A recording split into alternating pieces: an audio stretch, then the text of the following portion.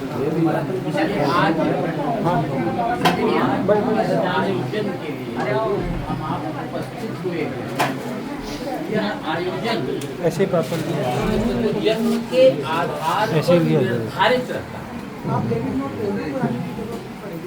क्योंकि शास्त्र ये कहता है कि पूर्व जन्मार्जितम विद्या, पूर्व जन्मार्जितम वित्तम, पूर्व जन्मार्जितम नारी अग्रे अग्रे धावत।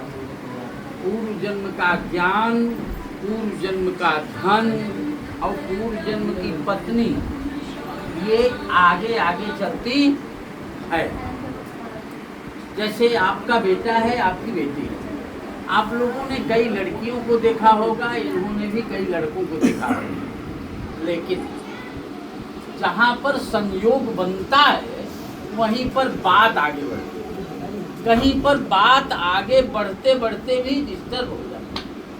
अब रही बात ये, विवाह की प्रक्रिया के संकल्प 3 होते हैं, या किसी भी कार्य के संकल्प 3 होते हैं। संकल्प क्या है?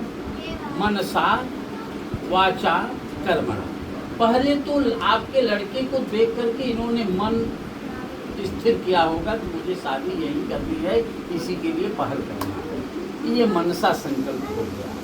वाचा संकल्प आपके तरफ से जब सिग्नल मिल गई, तब वाचा संकल्प हो गया कि हाँ हम आप रिश्ता कर सकते हैं। और अभी कर्मणा करने चल रही है।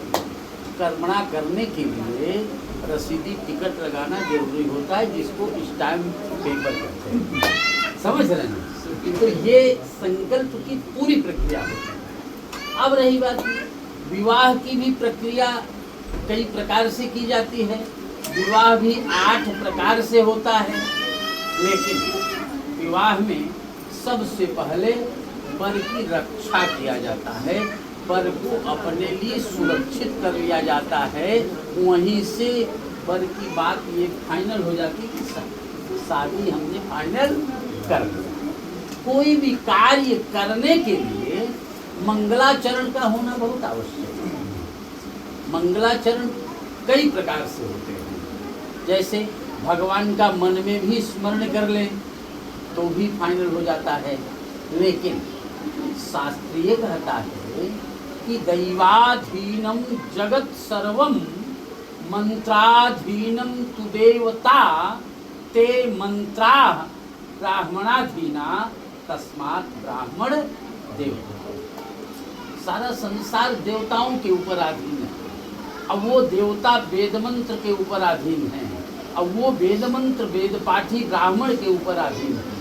जैसे आप लोग ये सब दे लेते, लेकिन अगर किसी पंडित जी को नहीं बुलाते तब तक कॉन्फिडेंस आपका अलाउ नहीं करता कि मैंने वरक्षा किया।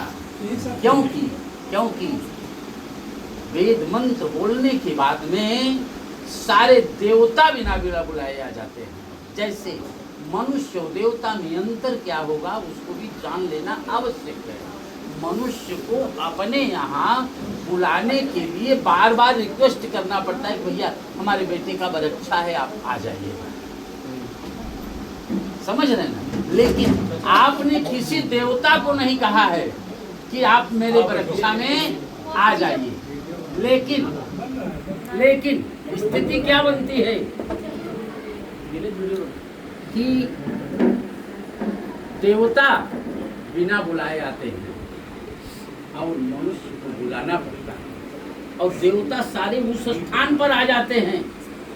हमको आपको दिखेंगे नहीं, लेकिन देवताओं का उपस्थिति हो जाता है। कैसे? तत्रैव गंगा यमुना च तत्र गोदावरी सिंधु सरस्वती च सर्वाणि तीर्था निवसन्ति यत्र यत्राच्युतो कथा प्रसंग। उस स्थान पर गंगा, यमुना, सरस्वती और सारे तीर्थ और सारे देवता आ जाते हैं। जिस स्थान पर वेद मंत्र बोला जाता, अब कोई भी काम करने के लिए हमको आपको डिसिप्लिन होना आवश्यक है। अब रही बात ये, सुबह से अभी तक आपने चाय पिया होगा, नाश्ता किया होगा, जो भी जैसे भी तमाम सारी व्यवस्थाएं हैं, और सुबह में स्नान भी आपने किया होगा, लेकिन वो सर्टिफाइड स्नान नहीं कहा जाता है। पहले आपको स्नान कराया जाएगा जल छिड़की, जल छिड़की। हरि ओम मां अपवित्रः पवित्रो वा सर्वावस्थांगतो विवायः स्मरेत् पुण्डरीकाक्षं सवाह्याभ्यन्तरः शुचिः पुण्डरीकाक्ष पुनातो पुण्डरीकाक्ष पुनातो पुण्डरीकाक्षाय नमो नमः। अब ऐसे हाथ बनाइए, इसको ज्ञान मुद्रा कहते हैं। ऐसे ऐसे हाँ। अब इसमें जल दीजिए, ये 3 बार जल पिएंगे ना, जो भी आपने खाया है उसका अस्तित्व समाप्त हो जाएगा। ओम आपः पुनन्तु पृथिवी पृथिवी पूता पुनातु मां पुनातु ब्रह्मणस्पतिर् ब्रह्म पूता पुनातु मां यदोच्छिष्टम् अभोज्यं च यद्वादुश्चरितं मम सर्वं पुनातु माम् आपो।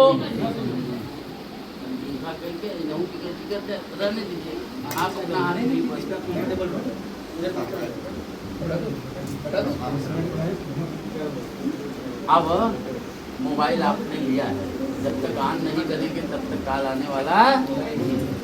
तो आप जितने लोग बैठे हो सबको कुछ न कुछ सकारात्मक ऊर्जा मिलेगी, समझ रहे हैं? अपने अंगूठे से ये स्थान का स्पर्श करें। पवित्र